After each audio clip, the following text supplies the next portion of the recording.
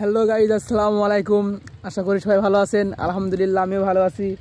তো অনেক দিন পরে তামুকের মাঠে আসলাম নিজেদের ভুঁই দেখতে। তো এসে দেখতেছি আলহামদুলিল্লাহ মাশাল্লাহ তামুক অনেক ভালোই হয়েছে।